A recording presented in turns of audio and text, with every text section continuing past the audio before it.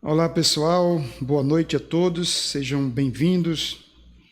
Eu quero desde já parabenizar o DERP, na pessoa do pastor Abraão, por essa iniciativa em que oferece aos mais diversos irmãos das mais diversas igrejas, líderes, professores de escola dominical, essa oportunidade de estar fazendo esse curso de introdução à teologia cristã.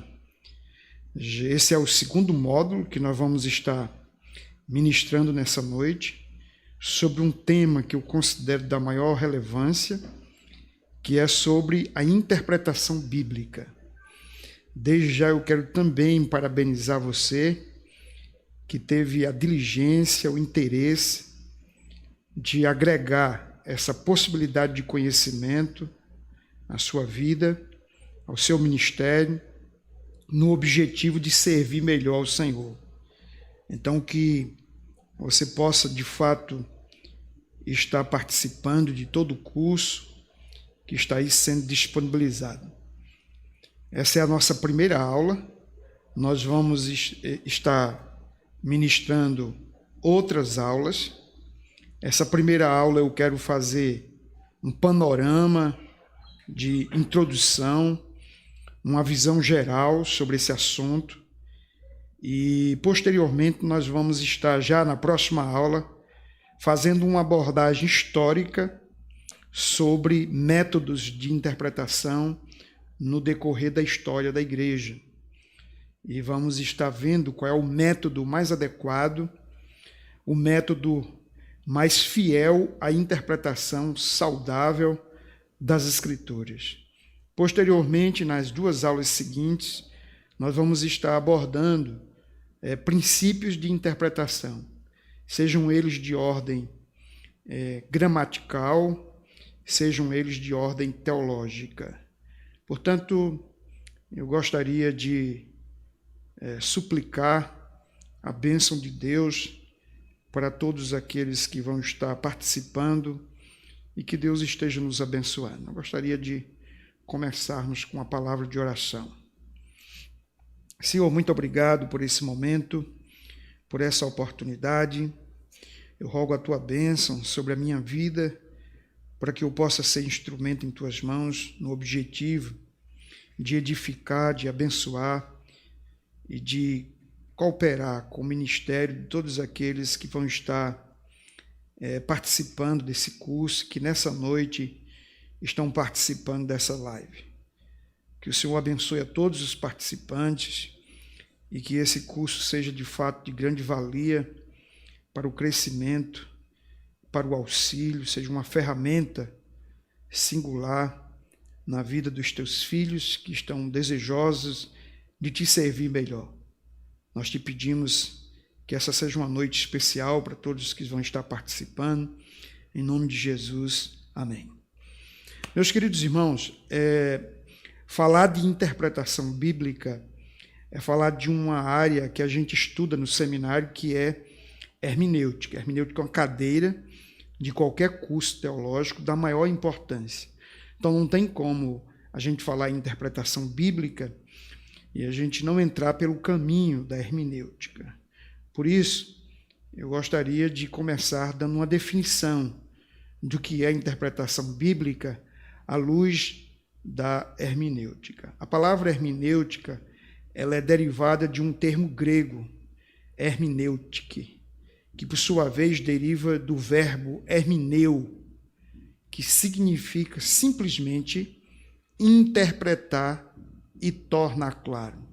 Então, essa palavra pode ser estranha para você e ela pode ser uma novidade para você, mas o seu significado e o seu propósito e aquilo que ela lida certamente não é desconhecido para você. No dia a dia, nós somos chamados a interpretar e tornar claro aquilo que a gente lê, aquilo que a gente fala e aquilo que a gente ouve. Portanto, faz parte da vida o ato de interpretar e tornar a nossa fala clara, compreensível, discernível diante daqueles que nos ouvem. Nós podemos, então, nos referir à hermenêutica em duas subcategorias: a hermenêutica geral e a especial. A hermenêutica geral se aplica à interpretação de qualquer obra escrita, enquanto que a hermenêutica especial se aplica a determinados tipos de produção literária, seja ela leis, história, profecia e poesia. Então, nós temos uma hermenêutica geral que lida com a interpretação de qualquer texto, por exemplo, uma revista, um jornal, qualquer livro que você esteja lendo. Você vai precisar aplicar a hermenêutica, você vai precisar se utilizar de alguns instrumentos para você interpretar de maneira correta. Mas nós temos também uma hermenêutica especial, e essa é certamente a hermenêutica sacra. A hermenêutica sacra tem o caráter especial, porque trata de um livro peculiar no campo da literatura, que é a Bíblia, como inspirada palavra de Deus. Então, esse é o nome atribuído à área que nós estamos trabalhando aqui, que é a hermenêutica sacra, aquela que lida particular e especialmente com a interpretação do texto bíblico, a palavra de Deus. Vamos para uma definição do que seja, então, interpretação bíblica, do que seja hermenêutica.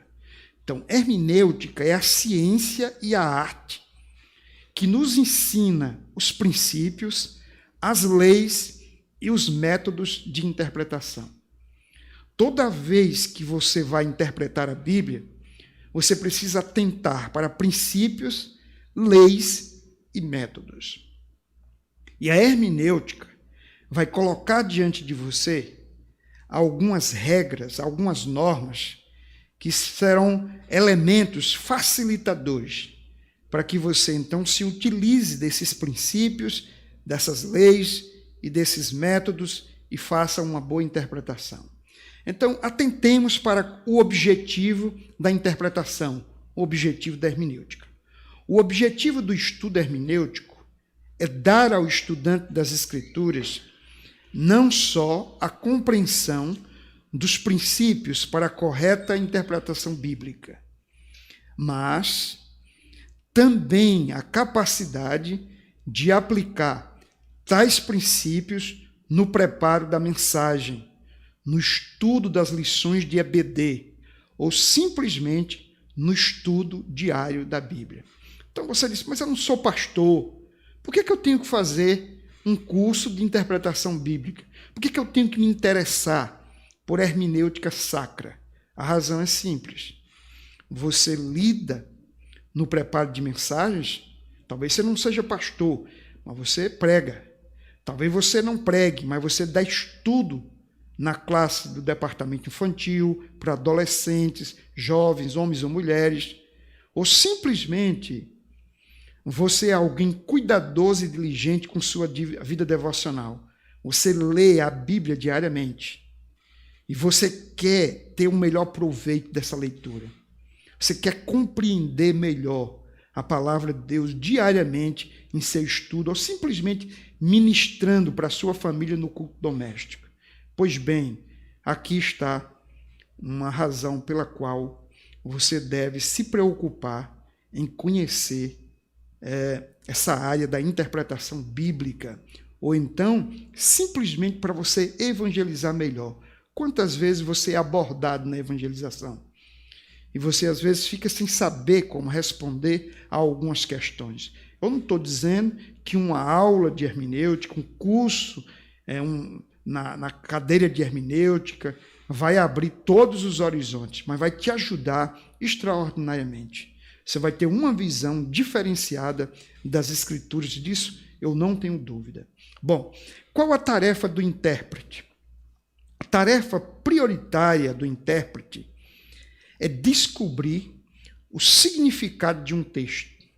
Logo, é indispensável, antes de tudo, identificar o que Deus queria dizer em determinada passagem, e não o que ela significa para o intérprete.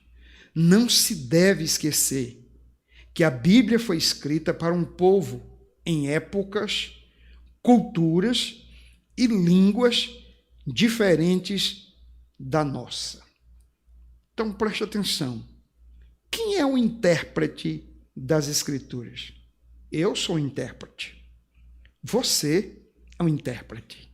Como eu disse, se você lê a Bíblia diariamente, você é o intérprete. Porque é impossível que alguém leia a Bíblia e não tire dali algumas conclusões. Conclusões falsas e verdadeiras. E o que é que leva muita gente a tirar conclusões falsas da Bíblia, errôneas, que desembocam em heresias, no surgimento de seitas e de movimentos, ou de pregações e falsos ensinos? Alguém que usa de uma artimanha que é muito perigosa. Você lê o texto e você procura dar um significado ao texto à luz do seu contexto, à luz da compreensão que você tem hoje da vida e daquelas coisas que estão sendo ditas. Mas é fundamental que você conheça o sentido do texto à luz do contexto para o qual ele foi escrito. Isso significa uma coisa que a gente vai ver aqui mais adiante, que é a seguinte: nós não podemos dar um sentido ou interpretar um texto à luz do século XXI, sem antes conhecer o significado desse texto à luz do primeiro século. Essa é uma verdade. Portanto, perceba que a tarefa do intérprete é uma tarefa de fidelidade e zelo pelo texto, em que ele quer saber não o que ele pensa, mas aquilo que Deus disse. Isso é o passo número 1 nessa tarefa de interpretar um texto de maneira fiel e saudável. Então, com isso, eu introduzo aqui dizendo mais uma coisa. Na próxima aula, nós vamos tratar da hermenêutica do ponto de vista da história, os métodos, os períodos da história da igreja, qual método prevaleceu nesse ou naquele período, qual o benefício desse ou o malefício daquele método. E eu queria dizer uma coisa: eu não tenho dúvida que a reforma protestante ela foi, sobretudo, um movimento de reinterpretação da Bíblia, ou de resgate do verdadeiro método de interpretação bíblica. Então, olha o que eu estou dizendo.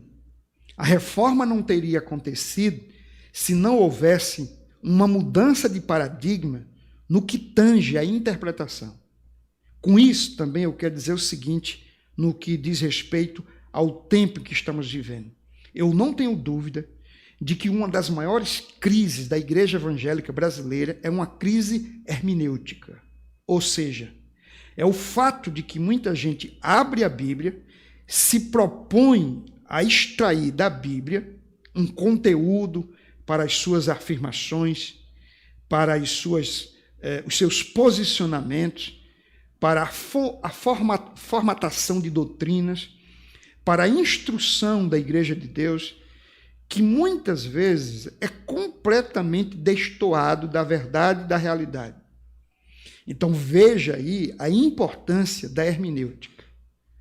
Veja aí a importância de nós termos uma interpretação correta das Escrituras. Se eu interpreto a palavra de Deus de maneira correta, de maneira saudável, naturalmente eu vou estar instruindo as pessoas no caminho que devem andar. Se as minhas conclusões, se aquilo que eu estou extraindo do texto não corresponde com o texto, aquilo que eu estou transmitindo, portanto, não corresponde ao Evangelho. Eu posso usar o nome de Deus e eu posso usar a Bíblia, mas eu estou prestando mais um desserviço do que um trabalho de edificação. do que um trabalho de instrução, de doutrinação. Então, eu queria que você entendesse isso, para que você se sentisse desejoso a não deixar de se matricular para as próximas aulas, porque essa é aberta, as outras não serão. Então, aqui é apenas um aperitivo para você degustar e você perceber a importância daquilo que está sendo dito. A gente olha para isso aí e diz, isso é coisa para seminário. E você percebe que isso aqui é coisa para a vida e, sobretudo, para a vida de cristãos fiéis, que querem crescer, que querem se fortalecer e que querem ser mais úteis no reino de Deus. Ok. Então, vamos para a nossa primeira questão. A necessidade do estudo de hermenêutica, ou seja, a necessidade da interpretação bíblica.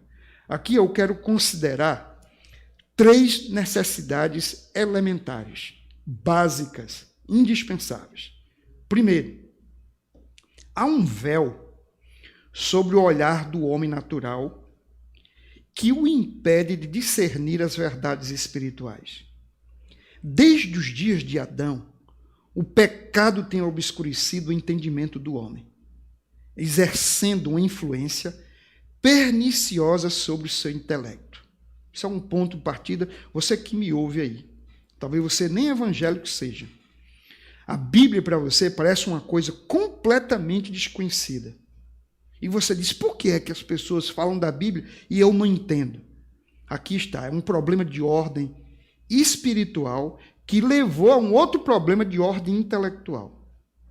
Ou seja, o meu intelecto, a depender das minhas habilidades e capacidades, não consegue entender a Bíblia porque há uma mensagem de ordem espiritual. A hermenêutica, ou seja, a interpretação saudável, se propõe a tirar esse véu. E aqui eu não estou negando que, sobretudo, a gente precisa do auxílio do Espírito Santo. Você deve depender do Espírito Santo no ato da interpretação. Mas essas regras, elas são importantes porque a Bíblia foi escrita numa cultura humana, a partir de homens. Deus se utilizou de homens para trazer esse conteúdo até nós. Tem uma questão linguística também de ordem humana, por isso a necessidade de regras, por isso a necessidade de uma ciência. A hermenêutica é uma ciência que nos ajuda, então, a tirar esse véu. A segunda questão, a segunda necessidade, por que a hermenêutica surge aí para nós como um grande auxílio? Existe uma diferença de capacidade e conhecimento intelectual entre os homens, além de uma enorme diferença de língua, formas de pensamento, costumes e moral. Vamos partir desse pressuposto. Você pega um livro e tem gente que tem mais facilidade de entender, de ler, de aprender. Outros têm menos. Por causa dessas diferenças que existem entre nós, é preciso uma ferramenta, um auxílio, para que a gente tenha lentes que nos façam enxergar mais e mais longe. Portanto, a hermenêutica procura nos auxiliar a partir dessas diferenças que existem entre nós. A terceira razão, as regras hermenêuticas são ferramentas indispensáveis a fim de que o estudante das Escrituras possa superar os abismos histórico e cultural em relação tanto aos autores bíblicos quanto aos seus primeiros destinatários. Ouça uma coisa, às vezes a gente lê a Bíblia pensando que a Bíblia foi escrita para nós. Não foi. Por exemplo, abra sua Bíblia em Corinto e você vai perceber que ela não foi dirigida à sua igreja. Ela foi dirigida à igreja de Corinto. Eu não estou negando que a Bíblia tenha pleno e absoluto valor para nós hoje. O que estou dizendo é que os primeiros destinatários não foram os irmãos da sua igreja, nem da qual eu sou pastor. Os primeiros destinatários de cada um daqueles livros, ou de cada uma daquelas epístolas, foi algum povo do primeiro século para trás. Então, uma época longínqua, com condições completamente diferentes das nossas do ponto de vista político, econômico, cultural e social, linguístico e tudo mais. Então, há um abismo que separa esses destinatários de nós. E é preciso a gente compreender o que estava acontecendo por lá, para que a gente possa entender e depois aplicar para hoje. Então, a hermenêutica, ela se propõe digamos, desfazer essa barreira que existe entre aqueles destinatários e nós. A outra coisa, a hermenêutica nos ajuda a entender o que é que o autor tinha em mente, sua intenção, seu propósito, o método que ele usou ou as ações pastorais que ele tomou para resolver determinados problemas que estavam acontecendo naquelas igrejas. Então, assim, quando você compreende essa realidade em volta, em torno dos destinatários e do autor, aí você começa a ganhar luz. O véu começa a ser tirado e você pode entender melhor as Escrituras. Então, eu queria apresentar aí essas 3 necessidades básicas para o estudo hermenêutico. Mas eu vou para uma segunda questão. A importância do estudo hermenêutico para os líderes, pregadores e professores da escola bíblica dominical. Mas quando eu estou pensando em líderes, aí eu estou pensando em alguém que é diácono, que é presbítero, eu estou pensando em alguém que trabalha na área do louvor. Quantas vezes alguém trabalha na área do louvor e quando vai dar uma palavra sobre um versículo, você percebe que ele não sabe interpretar aquele versículo? Quantas vezes alguém está dirigindo um culto, lê o texto, mas ele vai se propor a dar uma palavra sobre aquele texto e ele não consegue? Problema de ordem hermenêutica, ele não sabe interpretar. Então perceba que isso é vasto no que diz respeito a todas as pessoas que estão envolvidas com a igreja. Então isso diz respeito a você. Se diz respeito à igreja, diz respeito a você. Ok. Há ao menos 5 razões que justificam a importância do estudo hermenêutico. Quero aqui apresentar essas 5 razões de maneira bem objetiva. Primeiro, somente o estudo fiel e inteligente da Bíblia lhes fornecerá o conhecimento necessário para a construção de um ensino e de uma teologia saudável. Ok? Para o ensino de uma teologia e de uma teologia saudáveis. Isso aqui é fundamental. Ninguém poderá ter um ensino ou uma teologia ou uma doutrina, ou um posicionamento bíblico saudável, a menos que saiba interpretar fielmente. 2. Cada sermão, lição ou estudo ministrado deve repousar numa sólida fundamentação das Escrituras. E para que eu possa fundamentar o que eu estou dizendo, antes eu preciso interpretar. Quantas vezes você já viu que alguém está querendo dizer uma coisa e está usando um texto bíblico, que o texto bíblico necessariamente não se coaduna com aquilo que ele está dizendo?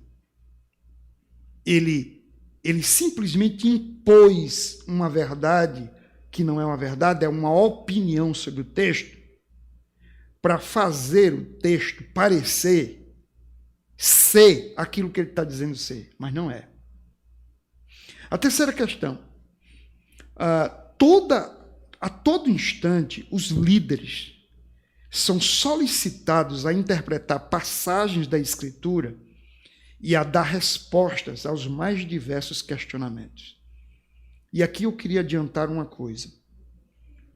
É muito importante você ter uma igreja bem alicerçada nas Escrituras, cristãos estudiosos, em que quando as pessoas tiverem suas dúvidas, necessariamente elas não têm que recorrer ao pastor ou aos pastores da igreja, porque tem irmãos maduros, capacitados e qualificados que podem perfeitamente auxiliá-los na resolução de problemas no que tange a interpretação da Bíblia. Bom, 4. Será parte do seu ministério, em qualquer área da igreja, defender a verdade contra os ataques da alta crítica, dos movimentos heréticos e das inovações culturais. Toda hora você encontra gente criticando a Bíblia. Toda hora você se depara com movimentos ou ensinos que são antibíblicos, porque representam heresias, ideias heréticas e inovações culturais. As pessoas inovam, criam seus movimentos e dizem que aquilo está na Bíblia. E Paulo, em Efésios 4, ele já diz que o ensino, o conhecimento da verdade, o doutrinamento, uma igreja que investe no ministério do ensino, é a condição sine qua non para que a igreja possa se posicionar de maneira adequada diante dos ventos de doutrina e possa recusar tudo aquilo que não tem apoio bíblico, tudo aquilo que não representa a verdade do Evangelho. 5. A chave e o segredo do sucesso na vida do líder dependem, a chave e o segredo do sucesso na vida do líder dependem da correta interpretação da palavra e da prática da mesma. Ou seja, você precisa depender de um ensino verdadeiro, de uma interpretação correta, de uma compreensão saudável das Escrituras, para que você possa também praticar o verdadeiro Evangelho. Porque uma interpretação errada leva a uma aplicação errada. Vamos pegar um exemplo. Uma pessoa com uma visão mais liberal, ou até mesmo libertina, ela não vai poder compreender nem interpretar o ensino bíblico sobre casamento. Consequentemente, ela vai fazer aplicações que lhe dão o direito, ou que lhe dá o direito, de se divorciar por qualquer razão. Uma não compreensão saudável das Escrituras leva uma moça crente ou um rapaz crente a achar que pode namorar com qualquer um e casar com qualquer um, mesmo pessoas que estão fora da aliança, fora da igreja. Mas uma interpretação bíblica que vê a preocupação de Deus com a família do pacto, com uma igreja saudável e pura, naturalmente terá o cuidado de se preocupar com questões como essa, entendendo que Deus é zeloso também quanto ao seu casamento, quanto ao seu namoro. Portanto, veja que a interpretação, ela tem toda uma implicação para a vida do cristão em todas as áreas. Bom, agora eu quero ir para uma terceira questão, que parece ser desnecessária, sobretudo para aqueles que estão dentro da igreja há muitos anos. Olha qual é a terceira questão. O que é a Bíblia? O que é a Bíblia? Você vai dizer, eu sei o que é a Bíblia. Isso aqui nem deveria entrar. Pois bem, essa questão é fundamental para que você interprete a Bíblia, que você saiba o que é a Bíblia. Se você não souber o que é a Bíblia, na visão que eu vou apresentar aqui, você não saberá como interpretá-la. Então vamos aos fatos. Primeira questão, uma visão geral da Bíblia. A Bíblia é aceita e reconhecida como uma coleção de escritos singularmente inspirados, inerrantes, autoritativos e suficientes. Portanto, se você se aproxima da Bíblia, não caia nessa maluquice diabólica de achar que você está se aproximando de um livro qualquer, como um livro de Aristóteles, de Platão, de Freud, de Marx ou de qualquer outro desses ícones da história. Lembre-se disso. A Bíblia é um livro singular, porque foi inspirado por Deus. O Espírito Santo se utilizou de homens. Ela é inerrante porque o conteúdo está autenticado por Deus. Ela não possui erros. Ela tem autoridade para normatizar a nossa vida.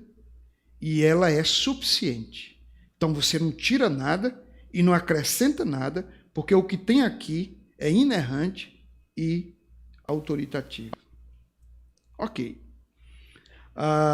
No livro 40 Questões sobre Interpretação Bíblica, do autor Plummer, e eu extraí desse livro, você pode encontrar na Amazon, e esse é um livro que eu quero indicar. O autor diz o seguinte: embora seja um livro unificado, a Bíblia é também uma compilação de 66 livros ou obras literárias. Essas obras, produzidas por homens de vários períodos históricos, contextos sociais, personalidades e culturas diferentes, afirmam o Espírito Santo como a autoridade suprema e a garantia por trás de seus escritos, como 2 Timóteo 3,16 assevera: toda a Escritura é inspirada por Deus.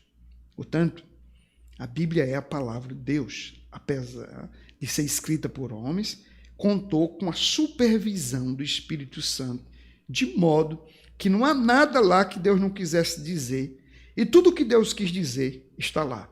Então ela é suficiente e ela é inerrante. A Bíblia pode ser dividida em duas grandes seções, o Antigo e o Novo Testamento. A palavra testamento vem da palavra latina testamentum, que significa aliança. Aí Plummer diz o seguinte sobre isso: essa aliança era antecipatória e apontada para uma nova aliança, prometida em Jeremias 31:31, quando Deus atrairia para si mesmo um povo de todas as nações e inscreveria suas palavras nos corações dele. Olha, como o próprio nome diz, atente para isso. A Bíblia é constituída de 2 testamentos, o Velho e o Novo. Ou seja, a Bíblia gira em torno de 2 alianças. Uma aliança que Deus fez no passado com o povo de Israel, e essa aliança, como diz o Plummer, é uma aliança antecipatória que aponta para algo maior, melhor e perfeito.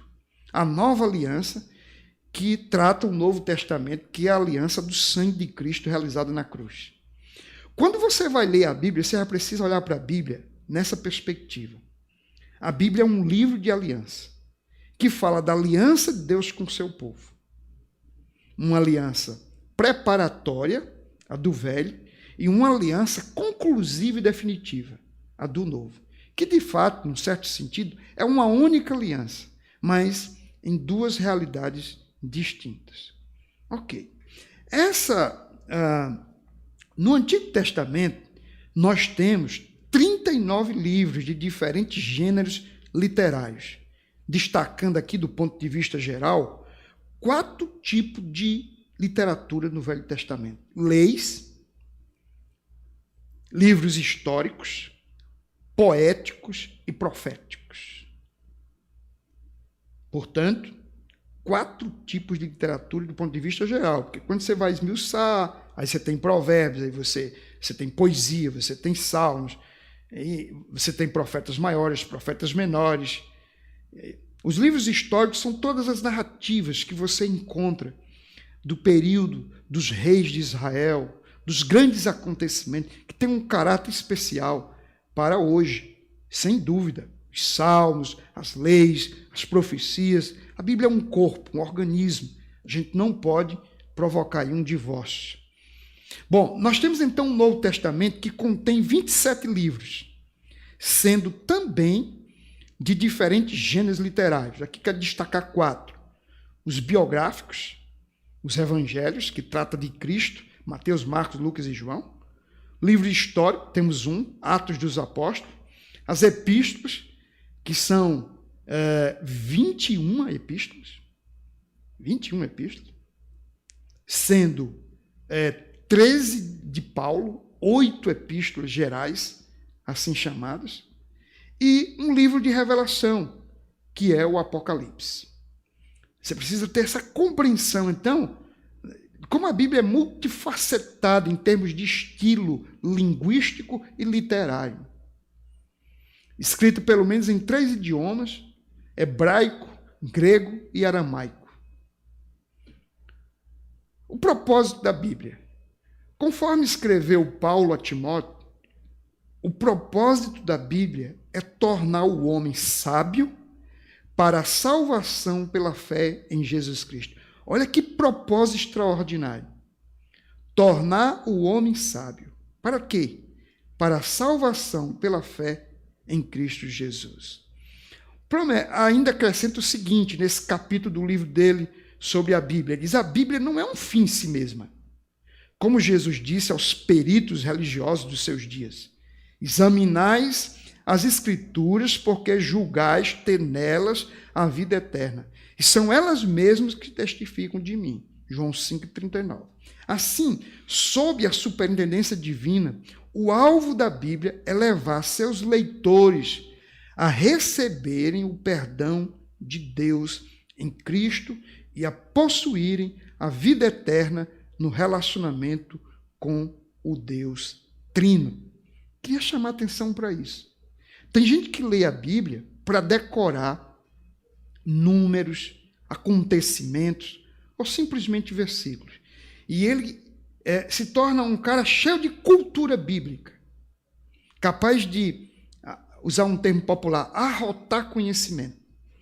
E essa pessoa lê a Bíblia, estuda a Bíblia e conhece a Bíblia para sua condenação.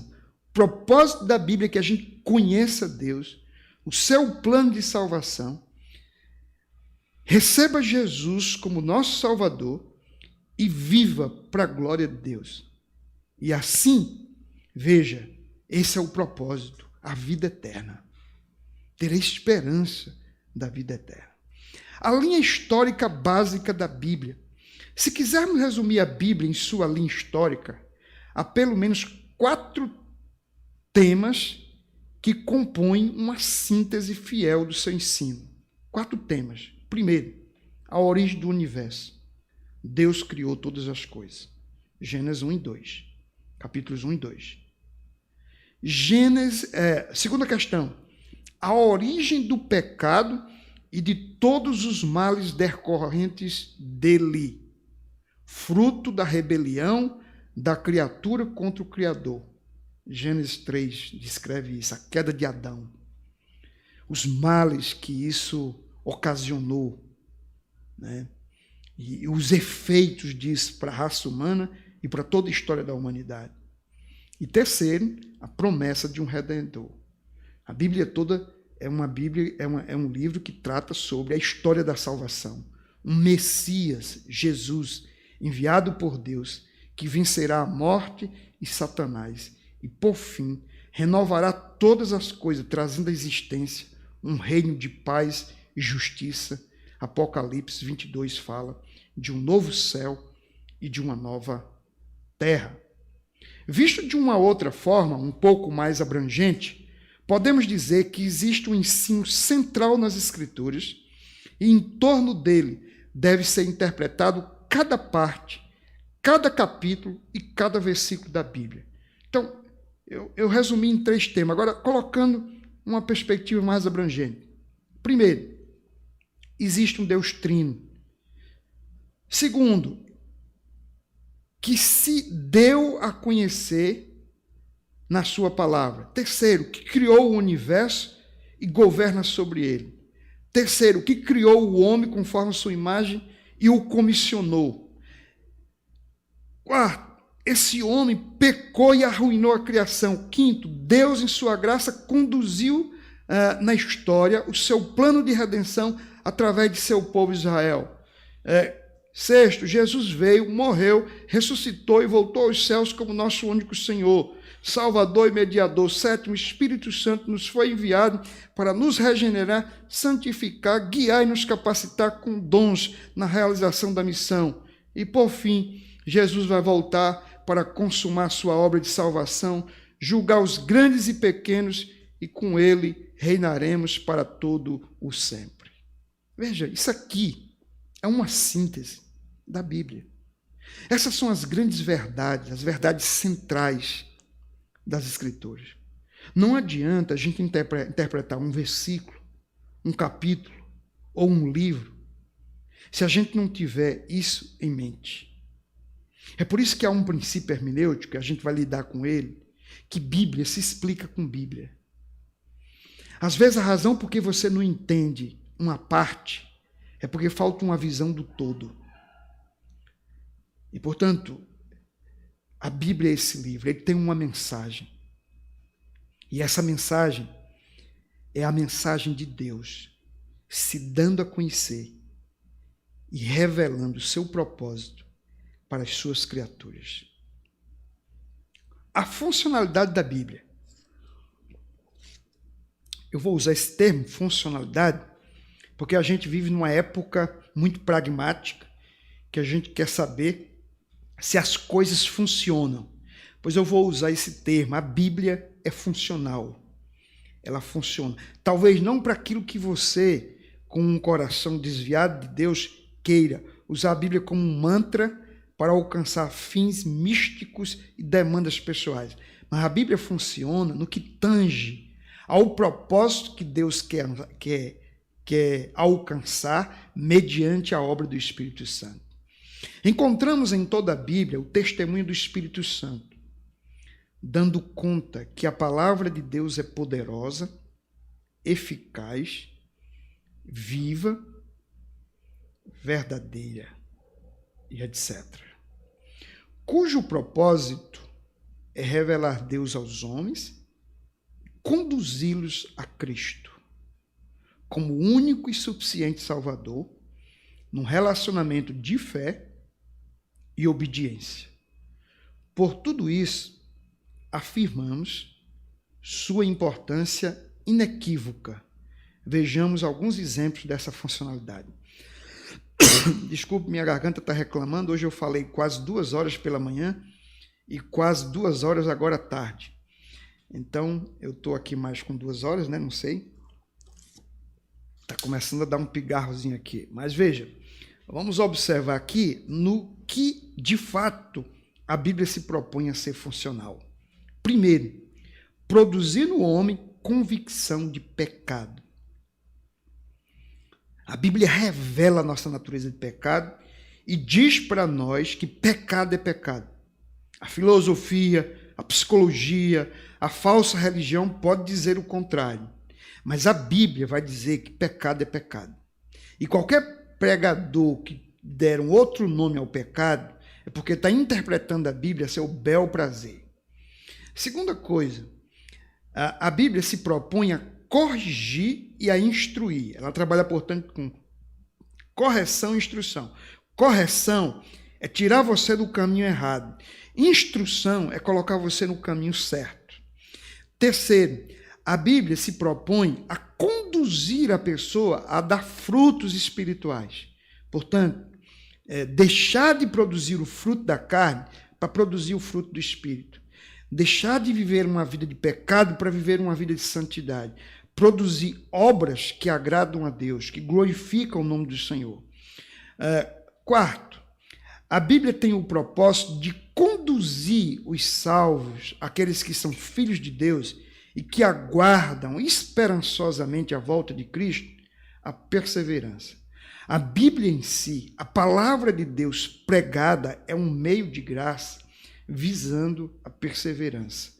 E, portanto, nós somos chamados a ler as Escrituras e aplicá-la à nossa vida, a ouvirmos sermões bíblicos e aplicarmos as nossas vidas como caminho de perseverança, de encorajamento à fé, a fim de que não retrocedamos e não façamos como a mulher de Ló, que olhou para trás.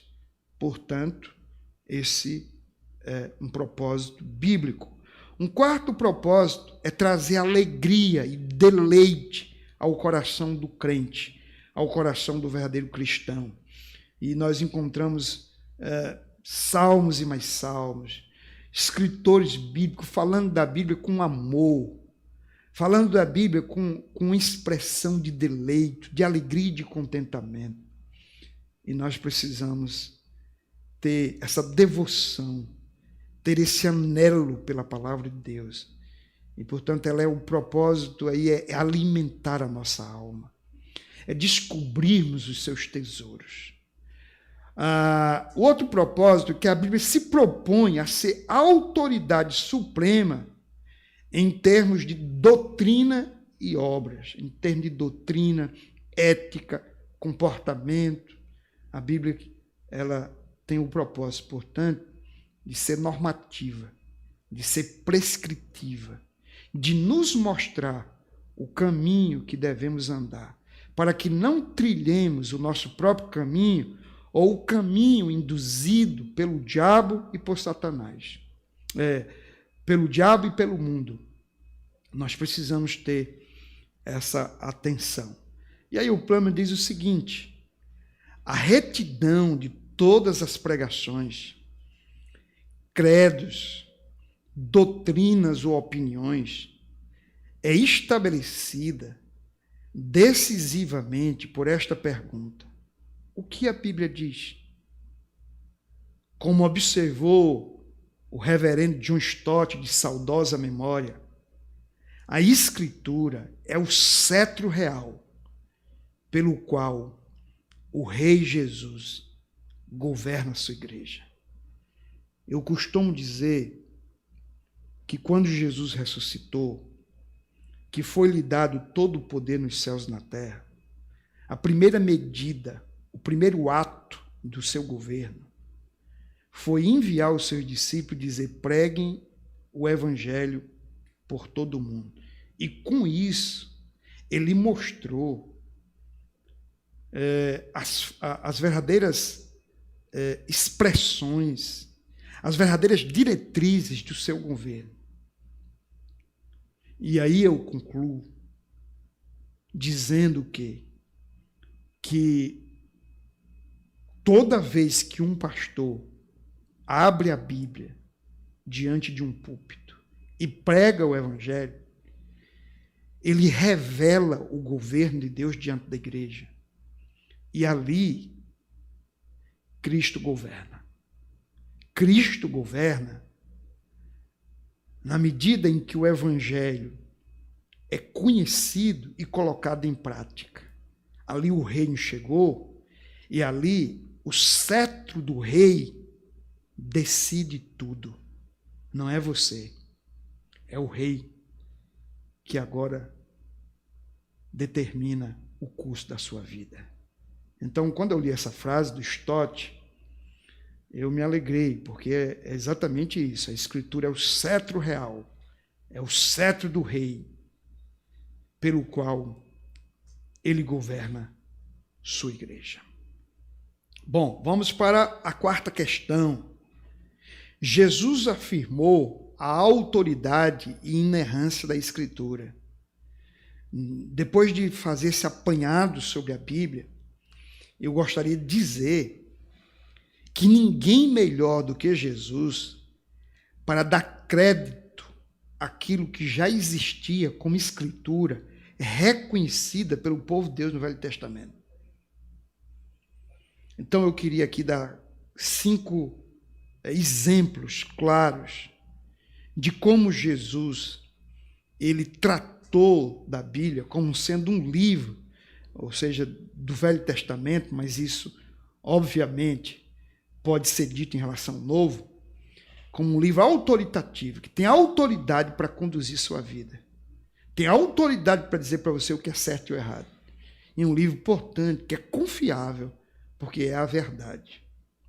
Primeiro, Jesus citou e defendeu as Escrituras do Velho Testamento como ensino autoritativo. Um exemplo. Ele citou Abel em Lucas 11, 51. Ele citou a circuncisão em João 7, 22. Ele citou o maná em João 6. Ele citou Elias e Eliseu em Lucas 4. O que eu quero dizer?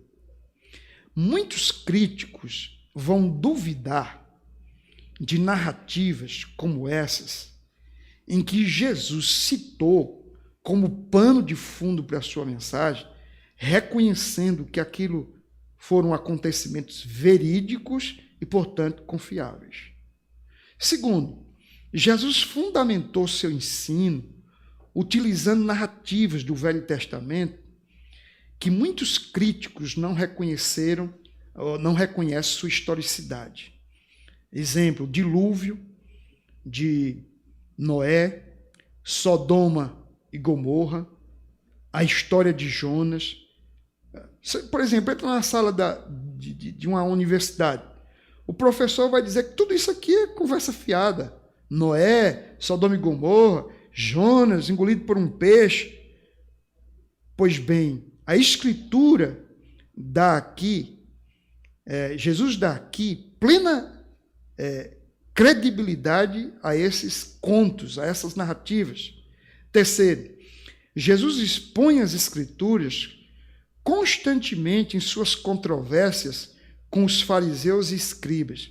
Toda vez que Jesus quer argumentar, ele se utiliza das Escrituras. Portanto, ele trata daquilo como verdade. Quarto, Jesus apregoou o cumprimento, infalibilidade e confiabilidade das Escrituras. Capítulo 5 de Mateus, 17 ao 20, João 10 e 35, ele diz, olhem para as Escrituras. Vão para as Escrituras. Eu não vim anular as Escrituras, eu vim cumpri-las. Ai daquele que contrariar as Escrituras, que andar na contramão. Por fim, Jesus usou as Escrituras para refutar as tentações de Satanás, conforme você encontra em Mateus 4 e Lucas 4, bem como para defender o seu messianado. Portanto, queridos, aqui nós encontramos claramente que Jesus confiava na autoridade e na inerrância das Escrituras. Mas eu queria concluir essa minha fala dizendo basicamente o seguinte: o quinto ponto, nós temos algo mais, mas a gente para aqui e continua na outra aula com essas questões elementares e a questão histórica. Eu já sabia que não dava para dar tudo hoje, tudo que eu preparei. Então, chegando aqui na quinta questão, estou satisfeito. Quinta questão, a tendência humana para a má interpretação e o falso ensino. Aqui eu queria dizer o seguinte: nós crentes não podemos ser ingênuos. Você liga a televisão, liga o rádio, você entra numa igreja e você acredita em tudo que um pregador diz? Você não é um cristão bereano que compara coisa com coisa, que compara o que o pregador diz com o que a Escritura diz? Lembre-se, há uma tendência humana, e não é pequena, para a má interpretação e o falso ensino. O estudante das Escrituras deve manter o temor, o zelo e o compromisso de fidelidade ao estudar as Escrituras, sabendo que, pelo decorrer da história, não são poucos os que têm manuseado a palavra de Deus para a sua própria condenação. Vejamos alguns desses desvios que precisamos evitar. Primeiro, adulterar a palavra de Deus intencionalmente. E segundo aos Coríntios, capítulo 4, verso 2, Paulo trata disso. Paulo diz: eu não sou como aqueles que deturpam, distorcem a palavra de Deus com fins comerciais, com fins humanistas, com fins pecaminosos, com intenções malignas. Mas há gente com boas intenções. Que é a segunda questão. Deturpar o sentido da palavra de Deus por ignorância. Tem gente que não faz, não é porque é mal intencionado, é por ignorância, porque não conhece a Bíblia, não sabe interpretá-la. E aí ele tira conclusões que são completamente equivocadas. E Pedro, na sua epístola, na sua segunda epístola, aí está a primeira, no capítulo 3, verso 16, ele diz claramente que já naquela época haviam pessoas que por ignorância deturpavam os ensinos de Paulo. Então veja que isso é uma questão muito recorrente. Em 2 Coríntios capítulo 4, versos 3 e 4, Paulo aponta outro problema, a cegueira espiritual, que é própria do homem natural. E em 1 Coríntios 2 e 14, Paulo fala da autoconfiança em sua própria inteligência. Ali nos capítulos 1 e 2, Paulo está combatendo aqueles que confiam na própria inteligência. O que é que Paulo está dizendo? O homem natural não pode entender as verdades de Deus. Elas só podem ser discernidas pelo Espírito Santo. Portanto, aqui está essa tendência natural do homem para não entender, para rejeitar, para deturpar, para manipular, para ignorar as verdades de Deus. A terceira questão. O homem tende a ser seduzido pelo engano do próprio coração. Olha o que Jeremias disse no capítulo 17, versículo 9. Enganoso é o coração do homem, quem o conhecerá? Ou o espírito do erro, aqui preste atenção.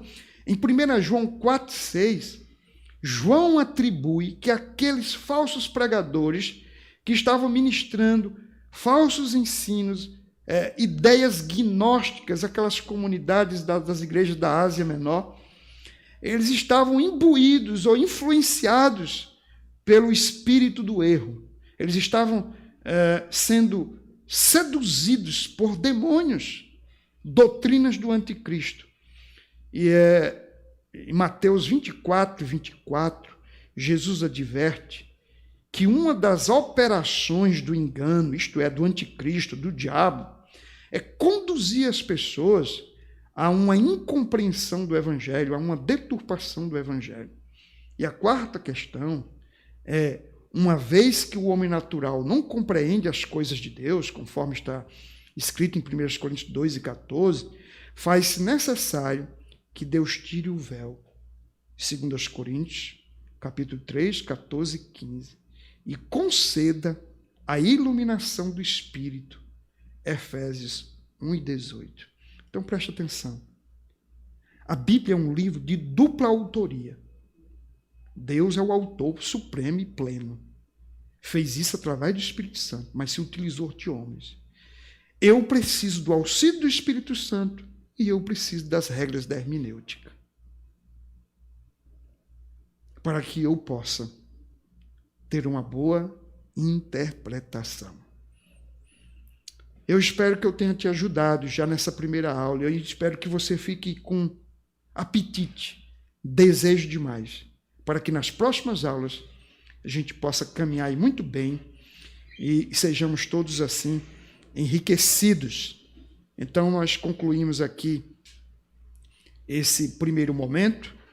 E segundo eu fui informado pelo pastor Abraão, nós vamos ter um momento de perguntas. Enquanto eles fazem as perguntas, esses avisos aqui, por favor. Ok, gente, então não desliga aí. Nós temos ainda informações importantes e temos também a oportunidade para que você manifeste aí alguma dúvida. Pode fazer no chat. Pode ir para o chat aí, no YouTube, viu? Chat do YouTube, você vai poder fazer a sua pergunta e a gente vai poder responder. Mas deixa eu tomar água aqui, respirar, que o dia hoje foi corrido. Ok, quais são as informações? O link para você fazer sua inscrição, a sua matrícula, já está no chat do canal do YouTube. Então, faça sua inscrição, sua matrícula, ainda hoje. Invista em você, no seu ministério, e, como eu disse, na sua vida devocional. Eu penso que a gente deveria dar um curso de hermenêutica para todos os membros da igreja, né? Acho que a gente precisa fazer isso. Ok. O curso aqui, né, tem 6 horas aulas, não é isso? 6 horas aula. A matrícula pode ser paga no cartão de crédito ou no boleto, e você também pode parcelar.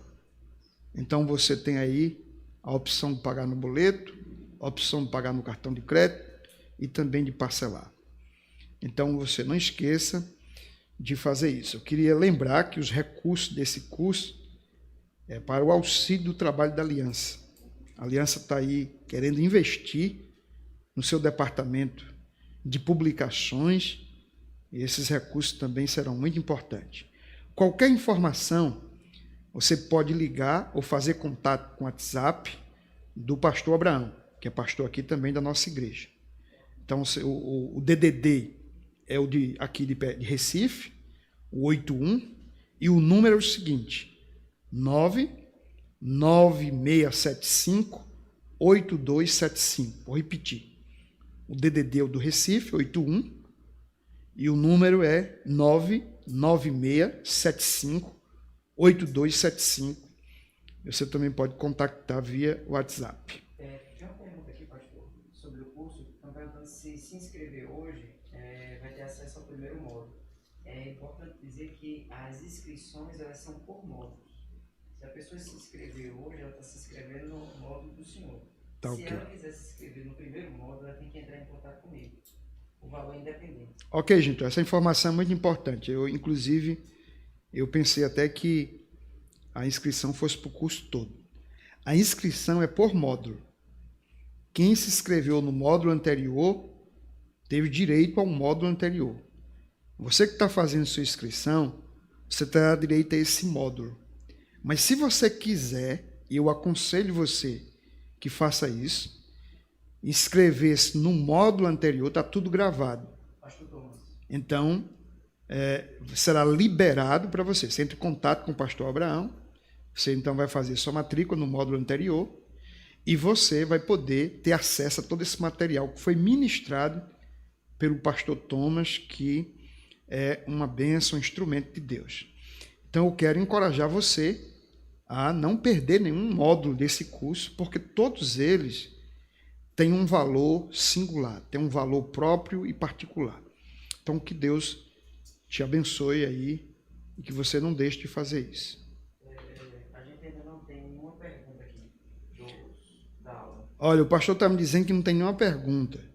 Se você não mandar a sua pergunta, eu vou embora, estou doido por cama, viu? Agora, se você mandar a sua pergunta aí, a gente vai responder. Eu costumo dizer para os meus alunos no seminário que quando as pessoas não fazem perguntas, elas entenderam tudo ou não entenderam nada, viu?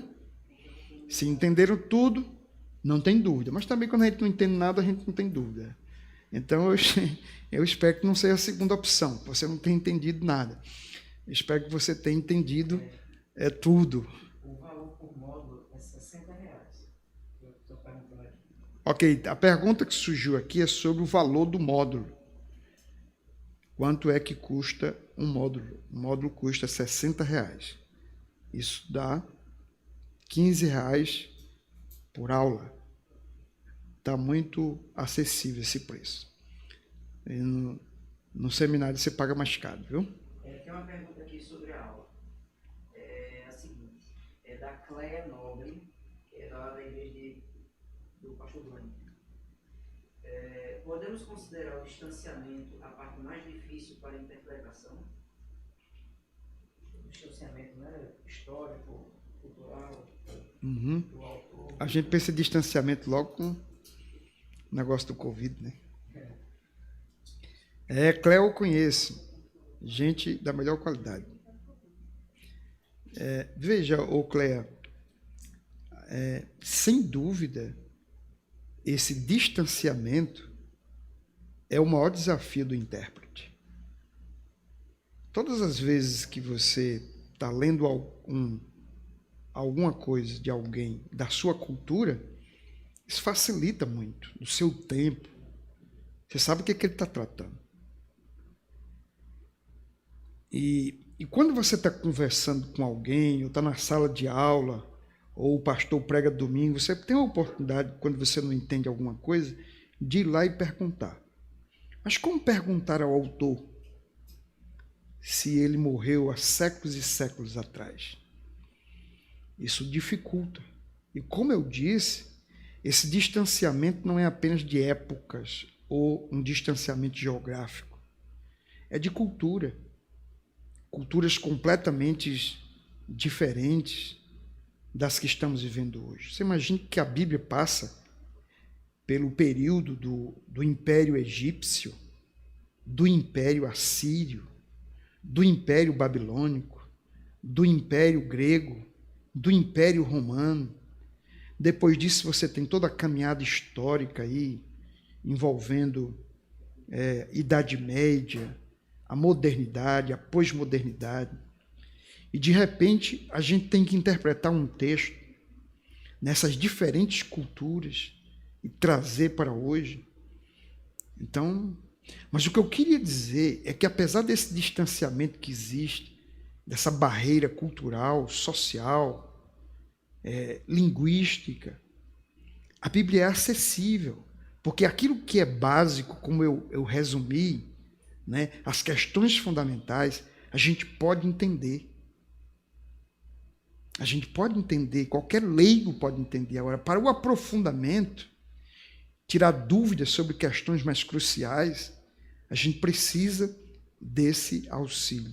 Eu me lembro que uma vez eu fui convidado para pregar sobre os desafios da família na pós-modernidade.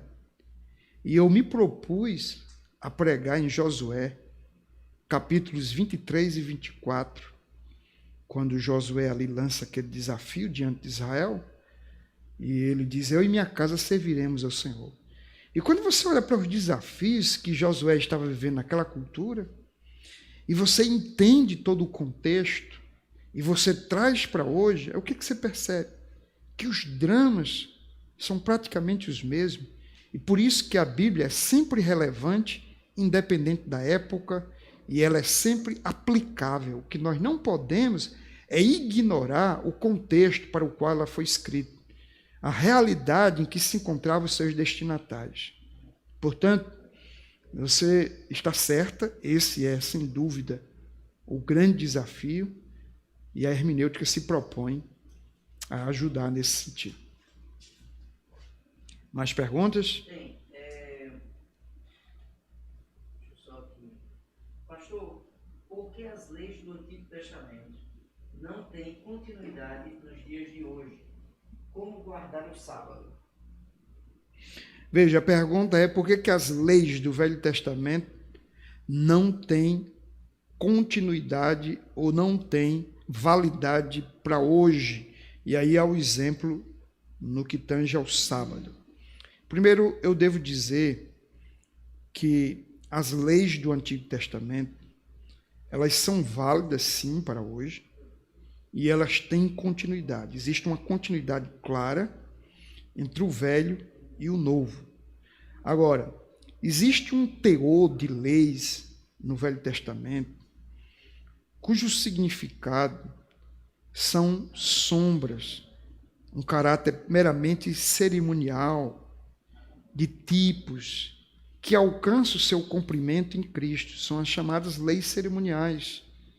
E elas não têm validade nem para o Novo Testamento, ou seja, para a igreja do Novo Testamento, nem tem validade para hoje. Você vê que essa é uma luta de Paulo, por exemplo, quando ele se dirige aos Gálatas, porque os Gálatas estão querendo reproduzir, reeditar essas antigas leis cerimoniais.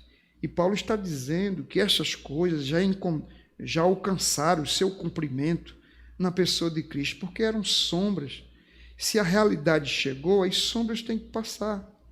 No entanto, existem leis no Velho Testamento cujo caráter é moral. O Decálogo, por exemplo, ele é de ordem moral e ele foi reeditado e trazido para o Novo.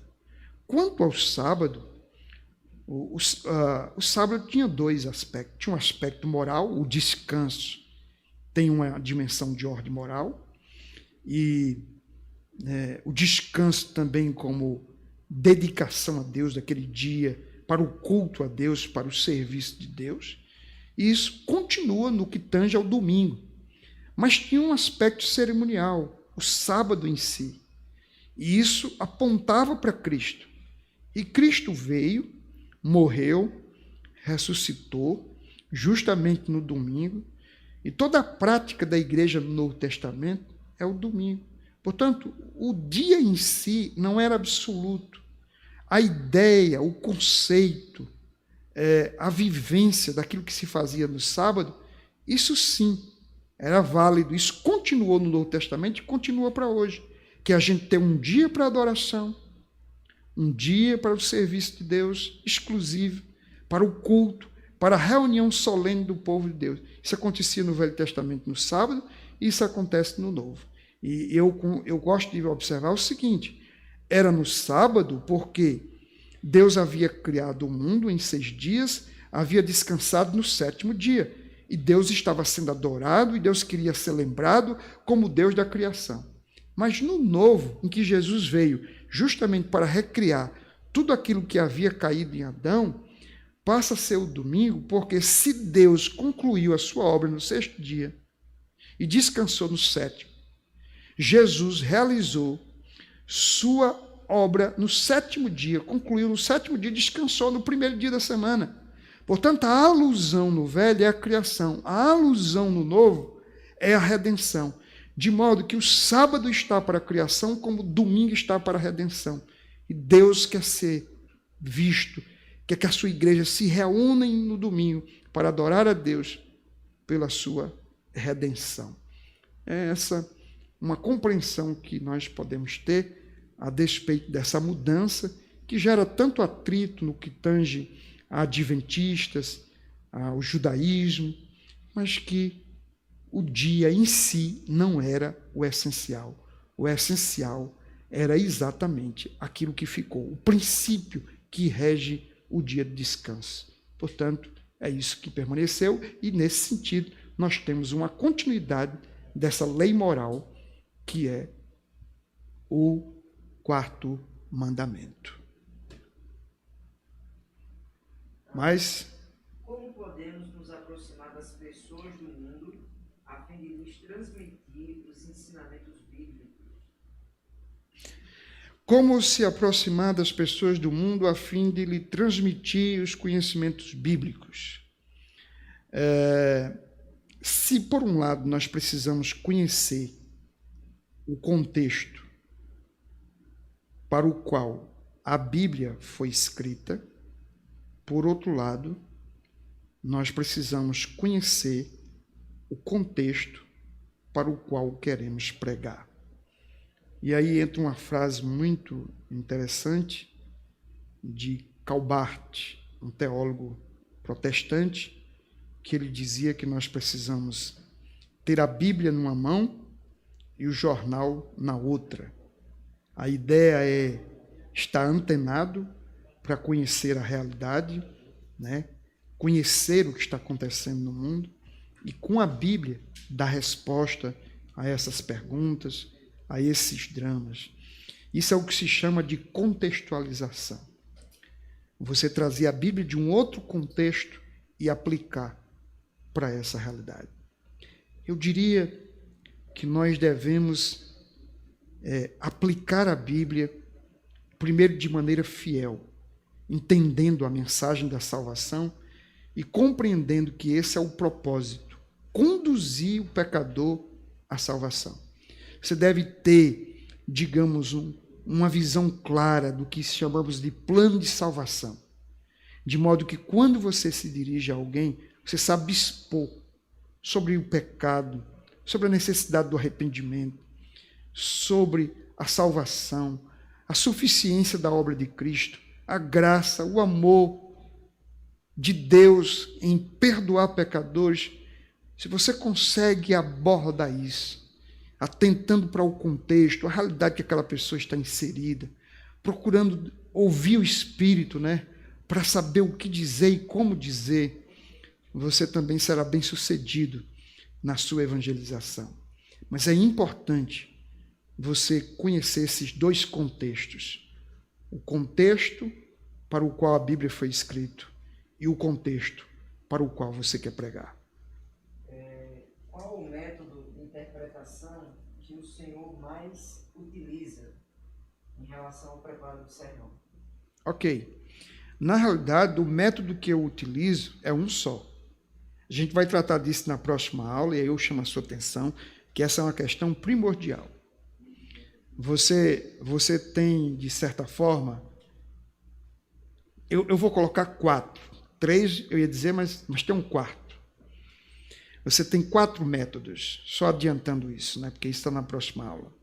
O primeiro método é o método alegórico. Foi muito usado nos primeiros séculos da igreja, sobretudo na Idade Média, e é muito usado, sobretudo por igrejas neopentecostais hoje. Não vou explicar aqui porque teria que demorar muito, mas esse é um método. O outro é o método histórico-crítico, que foi usado no período do Iluminismo, período do racionalismo, séculos XVIII, a partir daí então, e que coloca em dúvida tudo que a Bíblia diz. O terceiro método que é muito usado exatamente hoje é o da pós-modernidade, um método relativista que desconstrói qualquer fundamento ou qualquer princípio ou verdade que tem ares de absolutismo.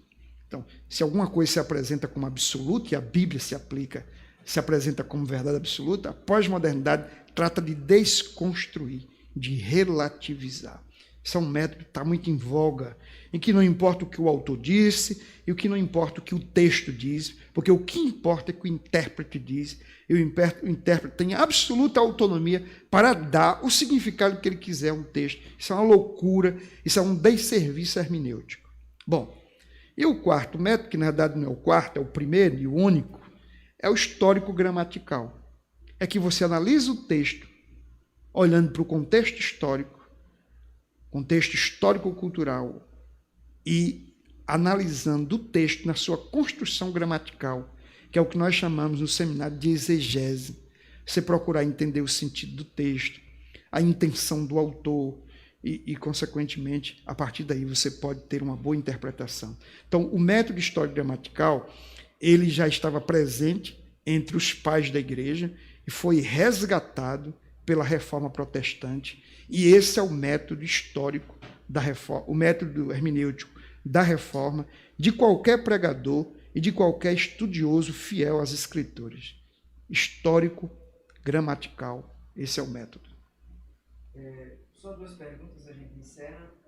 Uma seguindo aí o que o senhor está falando, poderíamos dizer que a pregação expositiva seria o meio mais seguro de se pregar a mensagem de Deus? A pergunta é sobre pregação. Hoje eu falei quase 2 horas sobre pregação, hoje pela manhã.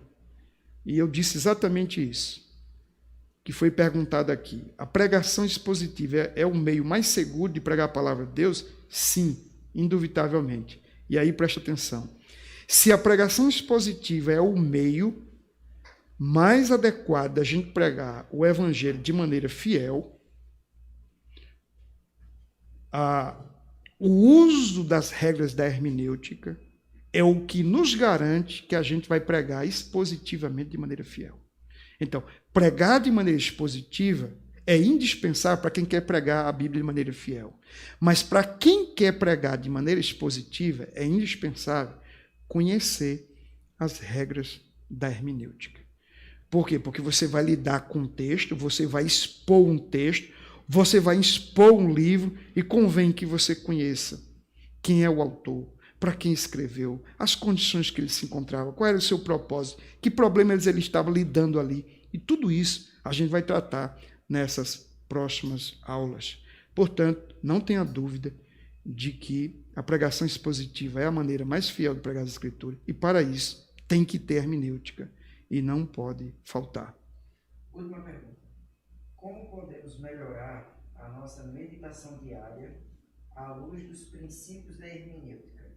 Devo usar algum comentário mais simples? Sim, inclusive outro dia eu estava ouvindo o pastor Augusto Nicodemos e ele estava dizendo que uma boa Bíblia comentada, como a Bíblia de Genebra, a Bíblia Reformada e outras que temos, a NVI, né, são 3 Bíblias aí, tem também a do John MacArthur, estou olhando aqui porque Eu tenho todas essas Bíblias aqui, estou tentando lembrar. Né? Essas Bíblias, elas podem te ajudar muito. E se você puder adquirir comentários mais simples, que tem um caráter, por exemplo, Mateus Henry, ele é um comentário bem devocional. Eu já li sobre homens que meditavam na Bíblia com auxílio desse comentário. Tem outros comentários que trabalham a questão cultural, a questão histórica. Isso aí é para um aprofundamento, para estudos, para pregações, se precisa. Do modo devocional, uma Bíblia de estudo talvez seja muito bom, para você não fugir do propósito ali, que é a devoção. E de repente você não entrar no estudo mais técnico. Isso você faz num outro momento. Então, uma boa Bíblia comentada já ajuda. Mas se você quiser usar um outro comentário, como esse que eu acabei de citar, também vai te auxiliar. E qualquer dúvida, só me procurar. As informações já estão no chat. Ok, gente? Dúvidas? Procura o pastor Abraão, através do WhatsApp, do telefone. Coloca aí no chat tudo que você quiser e precisar. Deus abençoe. E acho que daqui a 15 dias, possivelmente, né? A gente vai estar aí disponibilizando a próxima aula, e essa vai ser gravada, vai ser somente para quem fizer a matrícula. Então, você que degustou gratuitamente, agora faça a sua matrícula. Deus abençoe.